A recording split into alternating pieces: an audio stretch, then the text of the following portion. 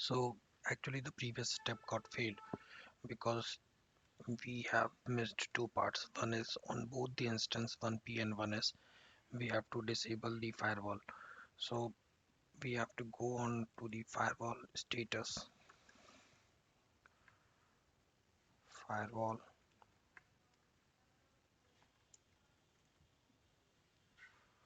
check firewall status on both the servers and disable it. I have disabled it on 1p server and disable it on 1s server. Once the firewall is disabled, then we have to create the SQL Server logins and grant them HADR endpoint permission. So we have to create, since the first on 1p server, we have to create the 1s login. So this is the command to create the login. Create login Avengers. Avengers is our domain. SQL Server 1s is the host name of the server, and dollar is used for configuring the service account or the objects for Windows, and grant connect to the endpoint. So HADR endpoint to Avengers. So we have to run this 1s, create 1s login on 1p server and 1p login on 1s server. So once these two steps are done, then we can go with the always on configuration. So in the always on configuration, we have two things. One is setting up always on, and other is setting up the listener. So we are not configuring the listener because we have to create the secondary IPs in the AWS console, then configure those secondary IPs on these Windows servers, and then use those secondary IPs as in the listener. And then we can use those IPs and create a DNS on those in the AD server. We'll do that part in another video. So for now, let's create the availability group using AWS AON. So on 1p server, we have AWS AON, and on 1s server,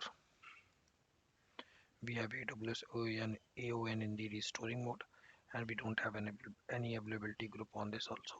So this is what I was saying. So I have created 1p IP address on 1s server, created 1p login on the 1s server, not IP address.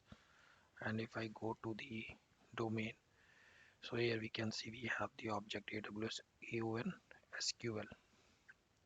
So now let's start configuring our always on. For configuring the always on, we have to right click on always on, create new always on availability group wizard, and give the name of the AWS AON SQL. So this is the name of our availability group. Click next, and we have one database that meets the prerequisite. Click on next, connect, connect yes, click on connect, and let's make this as readable.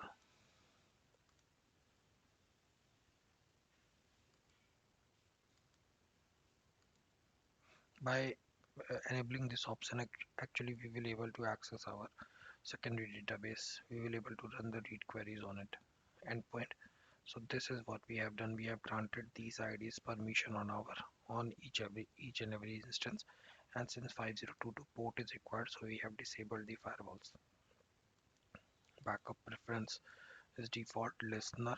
We have to configure this. Once we enable this, we have to give the listener name and port number on which we want the listener to listen, and then with the static IP we have to provide both the subnets static IPs for 1p and 1s. We have to create the secondary IPs in the AWS console. Read only routing, this is for routing a specific query to a single instance. This For this we have to do a routing and run some queries.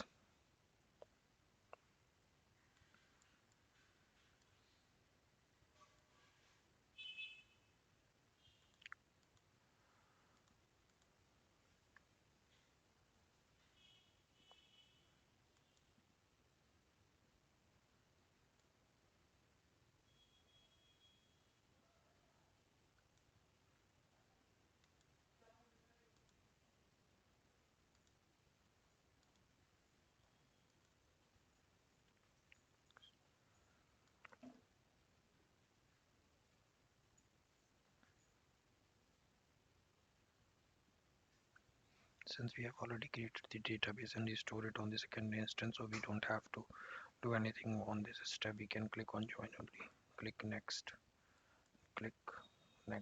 and finish. So this should take some time, and our availability group is joined successfully. You can see this message. Hit on close. So now you can see we can connect both the instance from here only, so I can show you. So as you can see, 1P is primary over here and 1P is secondary in this part. And if we go on to the database, it's green and it's synchronized. So let me try to show you test our. So currently we are on 1P instance, and let me open another query with 1S instance. So this is our 1S instance. You can see over here.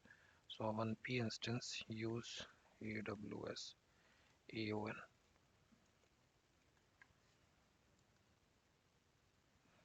and on this let's see if we can use the AWS AON database or not. Okay, so on 1S instance, since we have configured the readable secondary, so we are able to run the read query over here. So let's try to add.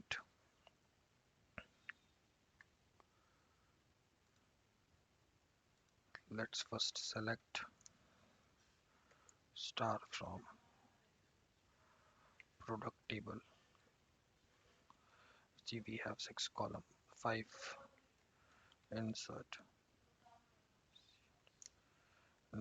into products and values.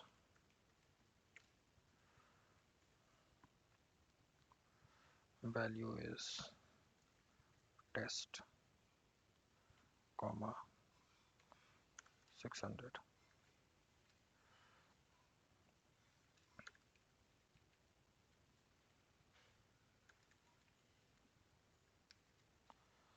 And let's try to run this query, and it has completed successfully. So let's try to test this.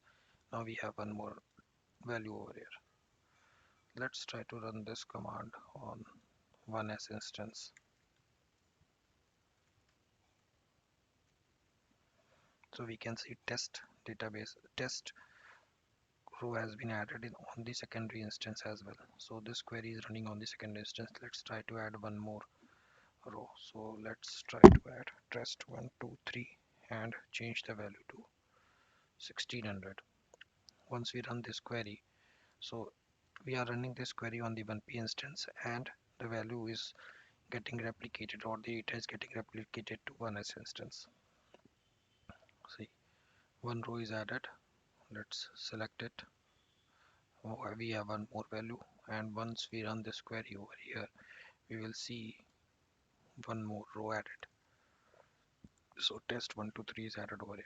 So our always on configuration is done, and we have one thing remaining to configure the listeners for connecting with the remote servers. If you want to connect with directly with the availability group, AWS AON SQL Server, we can use 2 IP addresses and create a DNS, and then use those DNS value to connect with the SQL Server.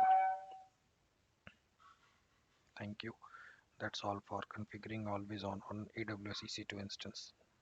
Let me know how you like this video. Please tell me in the comment section. Thank you.